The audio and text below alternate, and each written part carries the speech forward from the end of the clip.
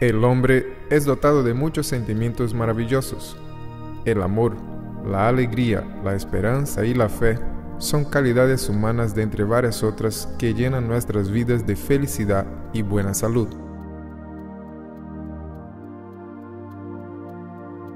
Sin embargo, sentimientos de ira, preocupación y desesperación muchas veces hacen parte de nuestro día a día y pueden llevarnos a estados de enfermedad, ansiedad y depresión.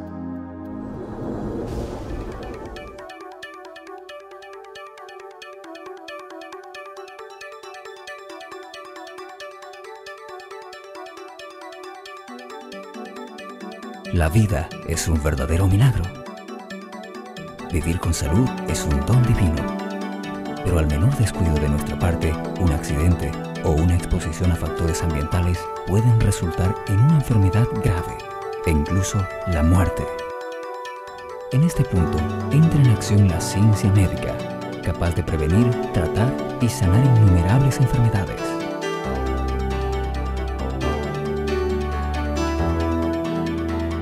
Crónicas de salud.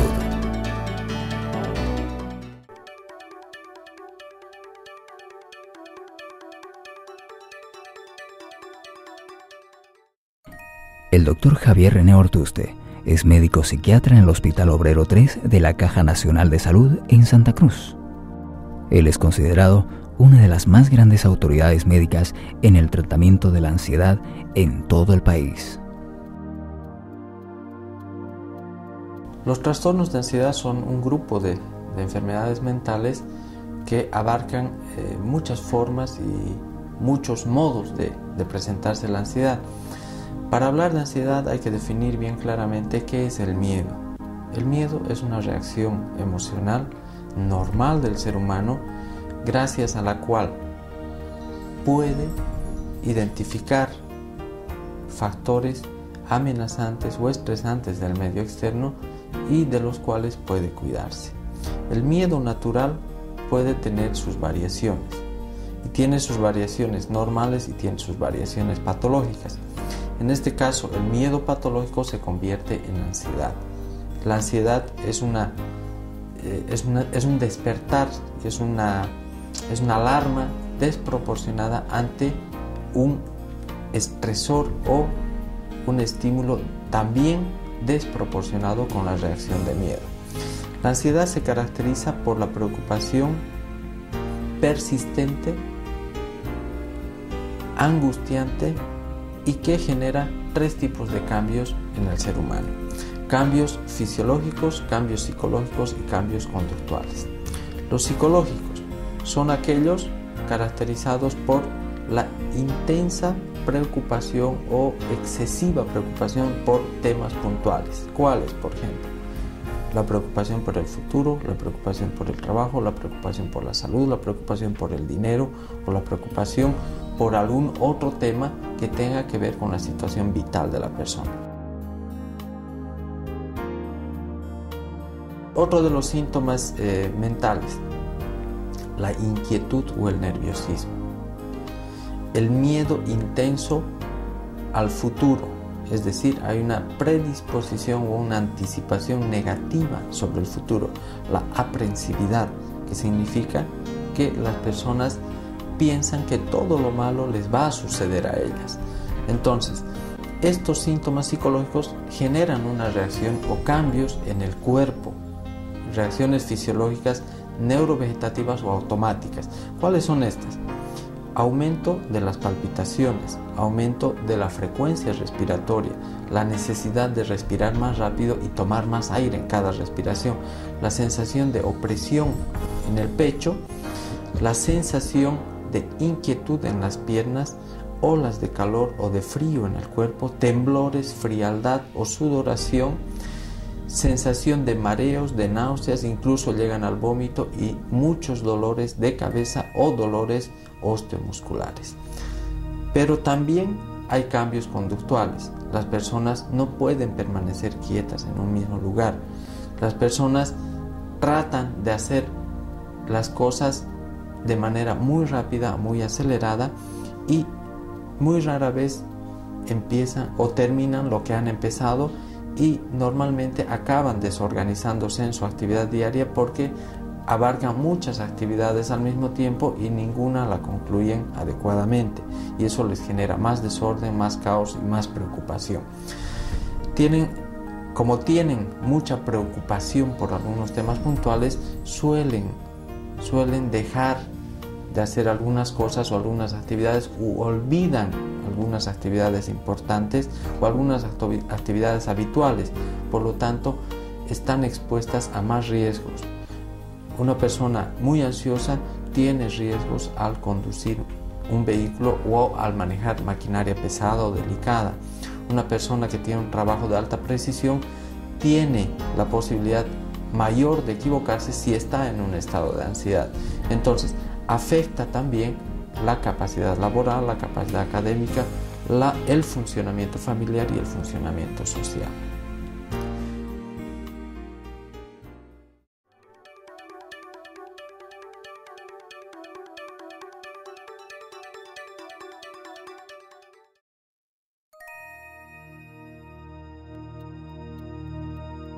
Entre los síntomas más fastidiosos para una persona en la ansiedad son los síntomas de crisis de angustia. La crisis de angustia aparece cuando todos estos síntomas físicos de falta de aire, de palpitaciones, de opresión en el pecho se intensifican y le da a la persona una sensación de morirse o de asfixiarse o de que le esté dando un paro cardíaco, y acuden inmediatamente en busca de ayuda. Normalmente estas personas tienen laboratorios, tienen exámenes complementarios cardiológicos con resultados normales, es decir, sin alteración en ellos. Les cuesta mucho aceptar el diagnóstico de un trastorno de ansiedad porque más se parece a trastornos cardiológicos o respiratorios.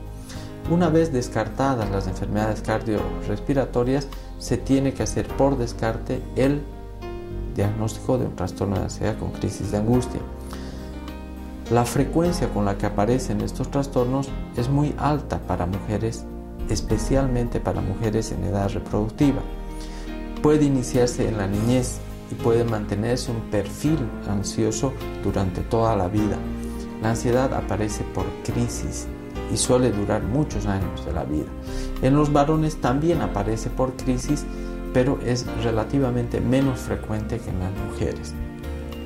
Entre las causas también existen causas de varios ejes en la vida de una persona. Las causas genéticas, la predisposición familiar es muy frecuente. Existe mucha posibilidad de que una persona tenga ansiedad si tiene un familiar en primer grado y si tiene un descendiente en primer grado con ansiedad. Existe mucha posibilidad de sufrir ansiedad si la persona tiene otros factores predisponentes o precipitantes. Por ejemplo, tener una vida demasiado agotadora o un trabajo demasiado presionado, tener muchos problemas o tener una posibilidad difícil de encarar estos problemas. ¿Cuál es esta posibilidad? Tener un rasgo en su personalidad que lo convierta en un caldo de cultivo para sufrir este tipo de trastornos. De por sí, esta predisposición, más la personalidad, más los eventos que suceden todos los días y que son los estresores diarios de la vida, hacen que un trastorno de ansiedad pueda instaurarse de manera eficiente y para toda la vida.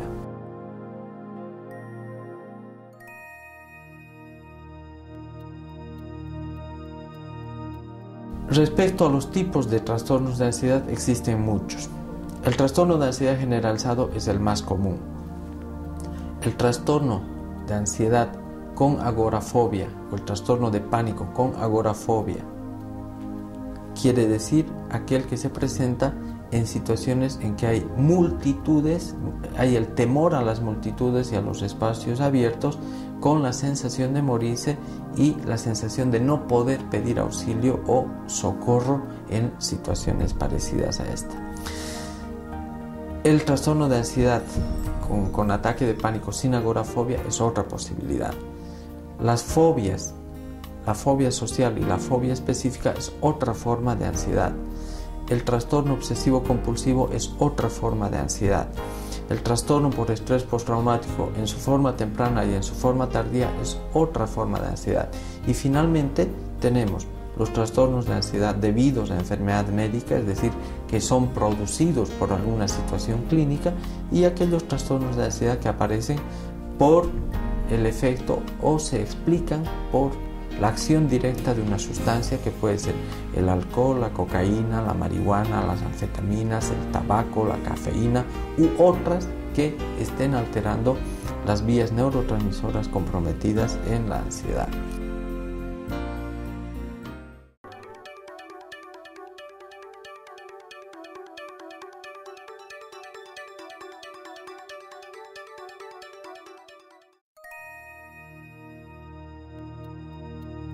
Respecto al tratamiento, el tratamiento es relativamente complejo, tiene que abordarse con una combinación o un esquema de varios medicamentos, en los cuales participa la acción de un ansiolítico, participa la acción de un antidepresivo y muchas veces hay que asociar algún hipnótico o algún otro tipo de medicamento, algún otro tipo de psicofármaco que ayuda a controlar los síntomas.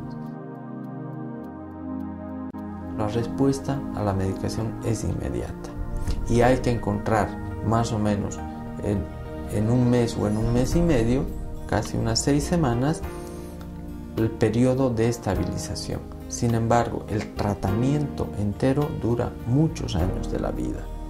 Para muchas personas significa vivir permanentemente en tratamiento y en control médico. Se acompaña de apoyo psicológico bajo el concepto de lo que es la terapia cognitivo-conductual. ¿Para qué? Para manejar situaciones de miedo, manejar adecuadamente el estrés, manejar el autocontrol y sobre todo manejar la exposición gradual a estos fenómenos que generan ansiedad para la persona. Entonces, este proceso de apoyo psicológico tiene que ver paralelamente y surte mejores efectos, da mejores resultados cuando el tratamiento médico y el tratamiento psicológico van en coordinación y van de la mano paralelamente en beneficio de una persona ansiosa. La mayor parte de los trastornos de ansiedad suelen confundirse con otras enfermedades. Es importante hacer el diagnóstico diferencial, hacer todos los estudios clínicos por descarte para revisar la actividad cardíaca, la actividad hormonal de la tiroides, la actividad respiratoria o alguna otra enfermedad que esté causando estos síntomas o que esté explicando mejor estos síntomas.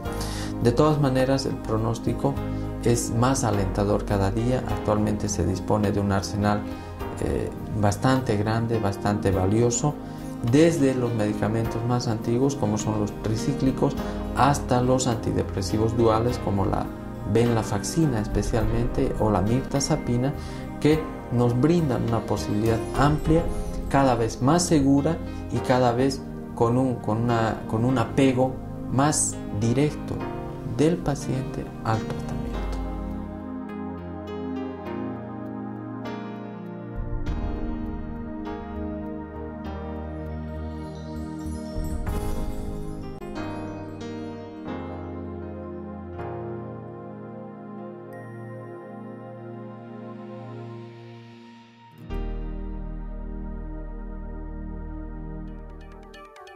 Enseguida vuelve Crónicas de Salud.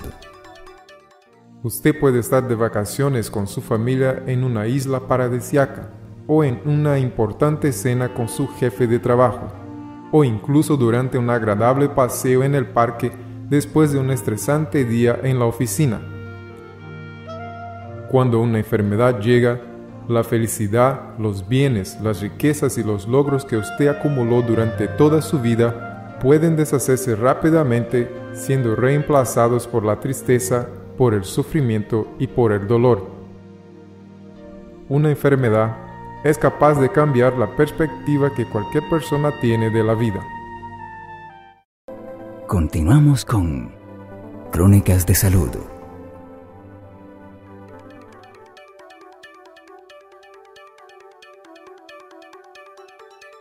Es bastante común en la práctica médica que nosotros a diario veamos pacientes con síntomas de depresión y también de ansiedad, porque una vez que están internados o hospitalizados, ellos se ponen dentro de estos cuadros por el mismo proceso de sus enfermedades. También podemos observar que en las sociedades modernas es cada vez más común ver pacientes que presentan depresión o trastornos relacionados a la ansiedad.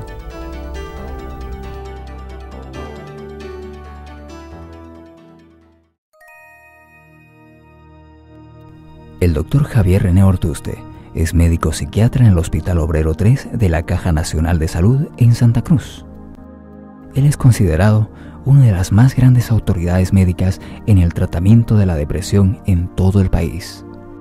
La depresión es un grupo de enfermedades que se caracteriza por la alteración del estado anímico y aparece la tristeza de manera persistente encima de las 2 semanas. Esta tristeza no se modifica y dura la mayor parte del día, la mayor parte de todos esos días, y además afecta las funciones básicas como el apetito, el sueño, afecta el interés por la vida, afecta el placer o el disfrute por vivir y afecta además la posibilidad de desempeñarse en la función global como persona. Esta enfermedad o este grupo de enfermedades afecta gran parte de la población en general, alrededor del 15%, y es más frecuente en mujeres. En mujeres normalmente es el doble, casi llega al 30%. Se presenta entre la tercera y quinta década de la vida de manera más frecuente también, y eso no significa de que en los niños o en los ancianos no se vaya a presentar, también se presenta, pero en menor frecuencia. Los factores predisponentes más contundentes para la depresión tienen que ver primero con la herencia o la posibilidad genética de transmitirse de generación en generación. Se ha demostrado que existe una predisposición genética en el metabolismo o en la síntesis o en la degradación de los neurotransmisores, que son sustancias químicas en el cerebro encargadas de mantener el estado de ánimo. La segunda causa o segundo grupo de causas más frecuentes son los eventos estresantes de la vida, las pérdidas, las catástrofes, la preocupación por el trabajo, por la subsistencia, la situación económica, la situación familiar, las crisis familiares, el desempleo, el divorcio, son parte de las causas ambientales. El tema de cómo se presenta y cómo evoluciona el curso natural de esta enfermedad suele avanzar de manera muy lenta, muy progresiva. Las personas progresivamente van dejando de trabajar, dejando de estudiar, van dejando su actividad normal, pierden interés por las cosas, sienten un cierto desgano y aparecen las complicaciones afectivas. ¿Cuáles son estas? La tristeza, la anedonia, que significa no poder sentir placer por vivir, el desinterés por las cosas o el dejar de frecuentar las cosas que uno hace normalmente o el dejar de hacerlas, el cortar el lazo social o familiar, el aislarse, significa además el dejar de trabajar o el dejar de estudiar, significa también la posibilidad de perder oportunidades en la vida. Entonces va afectando progresivamente a medida que pasan las semanas y los meses toda la actividad de una persona. Afecta sin duda la parte familiar, afecta la actividad conyugal, afecta la actividad económica de una persona.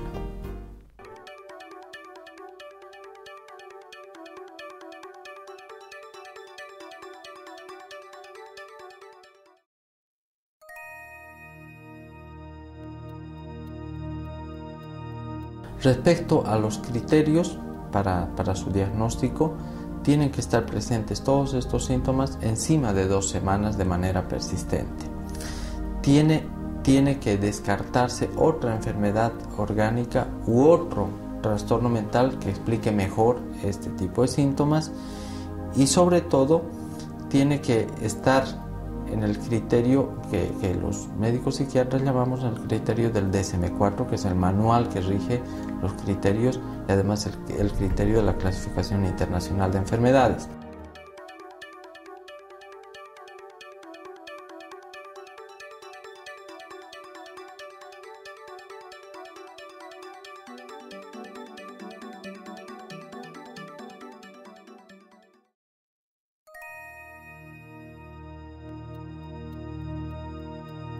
Junto con todos estos criterios se puede encarar un tratamiento en base a antidepresivos, principalmente como el eje más importante. Se suma el otro pilar, que es el pilar de la terapia o el acompañamiento psicológico, en el cual ya se estructura un equipo para abordar el problema y tiene fases el tratamiento. Una primera fase dura alrededor de unas 6 a 8 semanas en las que se tiene que evaluar la respuesta a la medicación y la adaptación a la terapia, la adaptación personal. Respecto a la respuesta de la medicación, suele ser muy cambiante y no existen en este momento fórmulas exactas para decir tal medicamento o tal otro, o tal esquema o tal otro son para una u otra situación. Se tiene que encontrar, así como encuentra una persona que desea hacerse un traje, una medida química en el cerebro para afrontar este tratamiento. Como les decía, la primera fase dura más o menos 6 a 8 semanas. En esas 6 a 8 semanas se ha tenido que controlar, si es que responde el organismo, se han tenido que controlar la mayor parte de los síntomas y la persona ha tenido que retomar la mayor parte de sus actividades muy parecidas al estado previo de la enfermedad. La segunda fase dura más o menos 6 meses. En este periodo se estabiliza, se encuentra la dosis mínima posible y posterior a esos 6 meses se extiende incluso hasta 1 año para ir disminuyendo la medicación y pensar en un episodio depresivo unipolar la posibilidad de dar de alta a ese paciente. Para muchos pacientes, sin embargo, no dura solo 1 año, puede durar 2 o 3 o más años el tratamiento, con la finalidad sobre todo de evitar las recaídas o las recurrencias. Cuando se piensa en un mal pronóstico o en un tratamiento más extendido, cuando los pacientes ya han hecho tratamientos previos y han fracasado en ellos, cuando no es el primer episodio depresivo y cuando ha habido historia de varios episodios depresivos, o cuando la disfunción social o familiar es demasiado fuerte, o también cuando hay muy mala respuesta o hay otras enfermedades concomitantes como las enfermedades orgánicas crónicas, o también hay la dependencia a otras sustancias como el alcoholismo o las drogas. Sin embargo, el pronóstico cada vez es más alentador gracias a que existe mayor apego, mayor información y mejor manejo de los antidepresivos prácticamente en todo el mundo. La tecnología de la comunicación y la tecnología química nos están ayudando a extender y hablar un idioma más universal acerca del uso de estos medicamentos y de estos tratamientos y de buscar el máximo de beneficio para los pacientes y sus familiares que sufren de depresión.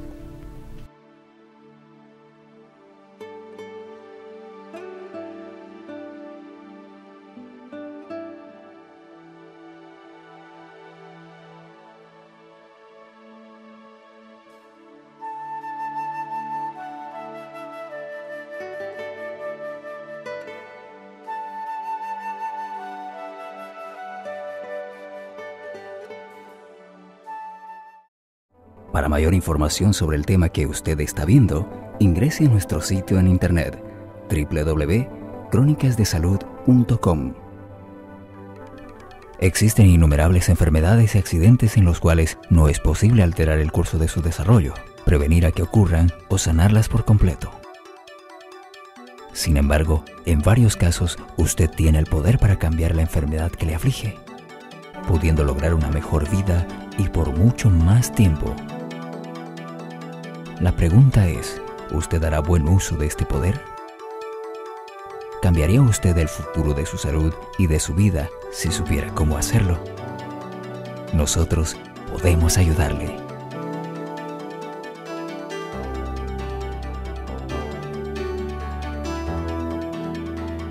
Crónicas de Salud.